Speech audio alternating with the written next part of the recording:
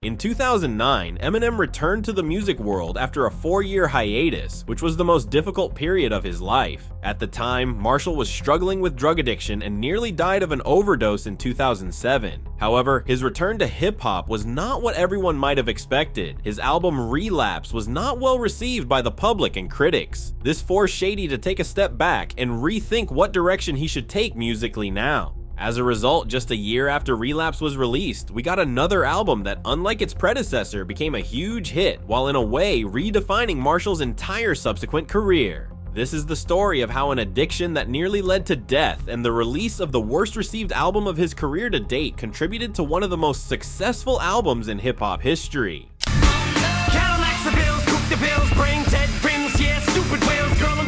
To understand Recovery, we have to rewind to one of the darkest periods in Eminem's life. Between 2004 and 2008, Marshall Mathers was spiraling after the release of Encore, which received mixed reviews and criticism for its goofy, erratic tone. Eminem fell deep into addiction. He became heavily dependent on prescription pills like Ambien, Vicodin, or Valium. His weight ballooned, his creativity plummeted, and by 2007, after the death of his close friend and fellow rapper Proof, Eminem was at rock bottom. He even nearly died from an accidental methadone overdose in late 2007. But I actually overdosed on methadone, which I didn't even know what I was taking at the time. I didn't know it was methadone. When he relapsed again after a near-death experience, he finally realized he had a problem he couldn't handle alone. He checked himself into rehab, began therapy, and started taking sobriety seriously. The next few years were about rebuilding not just his body, but his identity, both as a man and as an artist. A couple of years have been a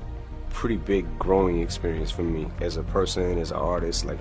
In 2009, Eminem returned with Relapse, his long-awaited comeback album. The project was meant to mark his rebirth, but something was off. While fans appreciated the technical skill and production, mainly handled by Dr. Dre, Relapse was criticized for feeling out of touch. The exaggerated accents, horrorcore themes, and violent alter egos didn't land in the way Marshall may have hoped. And here's where Recovery enters. Originally, Eminem was planning Relapse 2. It was even announced, but as he kept recording, the music started to shift. The original title for this album was going to be Relapse 2, and I pretty much started from scratch. I kind of scrapped that whole idea or whatever. Till I was 11, I bedwetted, the red-headed adopted, my fucking head's brain dead, get it, I lost it. Back then, Eminem mentioned that he recorded so much material that there would probably be enough to release Relapse 2 and 3. However, the longer he recorded, the more he felt that something didn't quite fit in that concept. It was literally like a fucking awakening, and it happened in like fucking 10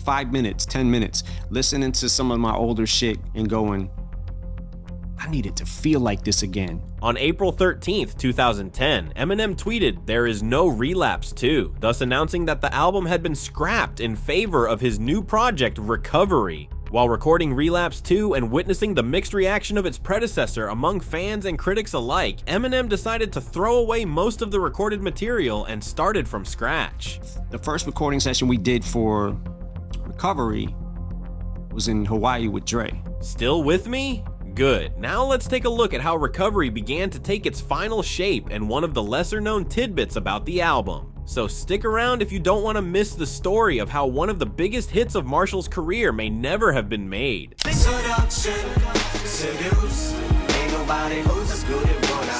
The first songs that were eventually included on Recovery were recorded during sessions in Hawaii. These are said to have been On Fire, So Bad, or Right As. This is interesting insofar as one can indeed sense something in common with the Relapse vibe in the sound of these songs, which could indicate that they were indeed still recorded with Relapse 2 in mind at the time.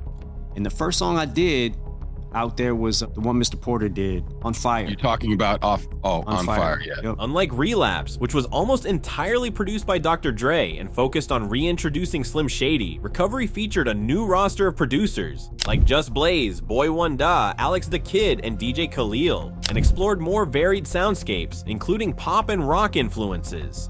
You go to Hawaii, you're doing sessions with Dre, you get some tracks from Mr. Porter, and then we made a decision to sort of open up the field, so to speak. Just Blaze, the first producer of the album, said that M already knew what sort of mistakes he had made with the previous album and where he wanted to go from there. Because of that, Recovery was more emotionally driven than Relapse. Also, in contrast to Eminem's previous work, the album featured no skits. Cold Wind Blows was one of the first one. The first one I did didn't make it to the album.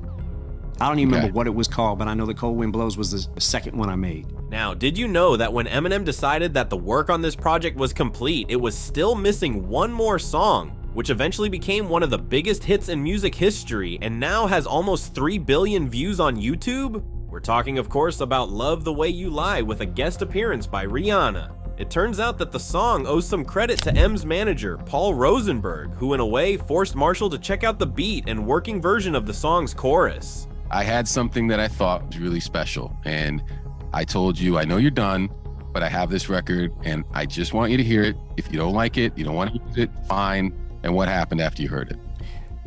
I got it in the car on the way home and I wrote 2 verses. Well, a verse and a half. Interestingly, Eminem also mentioned that he sought Rihanna's participation in another song, which ultimately did not make it onto the album, but today we can listen to it as it has leaked online, and the references to Fly Away. Got my self-esteem back, got my confidence up. I'ma step up on the stage now, I'm gonna strut. Speaking of leaks from that period, if you do a good search, you can find on the internet several tracks recorded with Recovery in mind that ultimately did not make it onto the album. In addition to Fly Away, these include Cocaine or I'm Sorry, which some thought was supposed to be the lead single in the first place. I'm alive again, more alive than I have been in my whole entire life. I can. The album dropped on June 18th, 2010, and it was immediately clear. This was not Relapse 2. Gone were the cartoonish voices. Gone were the murder fantasies. Gone were the accents. This was Eminem, raw and exposed, addressing his pain, addiction, guilt, and the process of healing with honesty we hadn't heard from him since the Eminem Show. Recovery is probably one of the best things that's ever happened to me. I'm able to see things clear. I'm able to remember things. I mean, this is how I decided that I want to live my life and I don't ever want to go back. So. Thematically, the album centers on sobriety, self-reflection, guilt, resilience, and redemption. Eminem is no longer hiding behind Slim Shady's mask. In fact, Shady is almost completely absent from this album. Recovery introduces a whole new energy around Eminem. The sound of the instrumentals changed, going more in the direction of the trends of the time, and Marshall himself was definitely more serious and mature. It was also the first time he had opened up so much to collaborations with pop artists such as Rihanna, Pink, and Kobe. I've always thought, you know, Rihanna was super talented. I mean, ever since she's come out, I feel like she's got a really distinctive voice, you know, and as soon as you hear a record, you know it's her.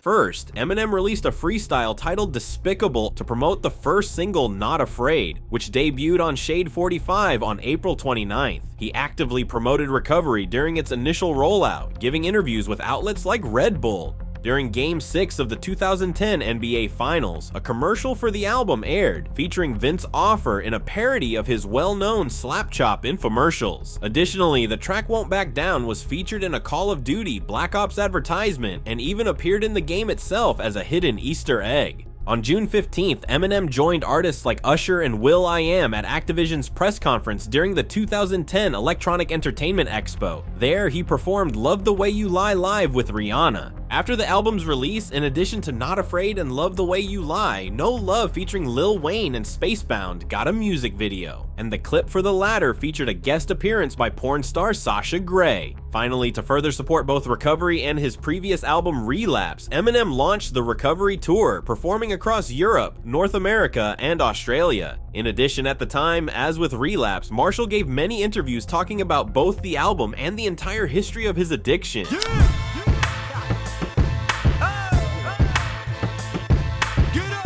Upon release, Recovery marked a turning point not only for Eminem's personal narrative, but also for how critics and fans perceived him. Compared to his previous album Relapse, which had received mixed reviews for its heavy use of accents and dark themes, Recovery was widely seen as a return to form, raw, honest, and emotionally resonant. Songs like Not Afraid and Love the Way You Lie became instant standouts. The latter, featuring Rihanna, was a critical and commercial success, praised for tackling the complexities of abusive relationships without glamorizing them. The numbers spoke for themselves. Recovery debuted at #1 on the Billboard 200, selling 741,000 copies in its first week in the US alone. It became the best-selling album worldwide in 2010, according to the International Federation of the Phonographic Industry, with over 5.7 million copies sold globally that year. Beyond sales, the album earned several major accolades. It won Best Rap Album at the 2011 Grammy Awards, and Not Afraid took home the award for Best Rap Solo Performance. Love the Way You Lie was nominated for multiple Grammys, including Song of the Year and Record of the Year. The response has been great to the record, and I'm definitely grateful and thankful and blessed, you know. Recovery was also well received by fans, although there were also some negative voices due to the fact that Eminem took a more commercial, mainstream direction on this album, which didn't exactly please all fans of his earlier style. But with all the praise Recovery received, it also opened a new door, one that would eventually lead a backlash.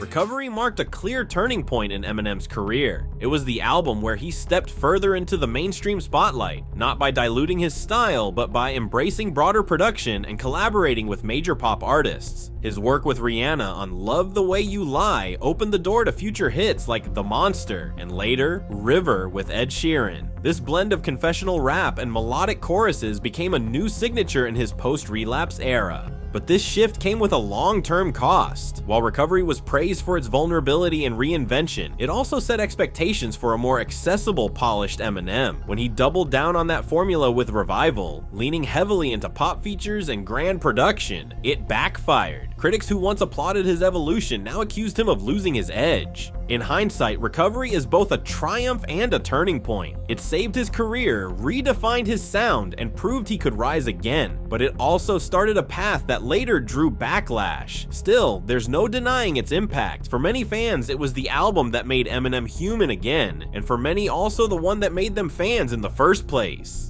Now tell me, what do you think of Recovery? Did you like this change in the direction Marshall started to take with this project? What are your favorite songs from this album? Let us know in the comments. And if you enjoyed this video, don't forget to show some love by leaving a like and subscribing to the channel to always stay up to date. Until next time, Stans. Peace.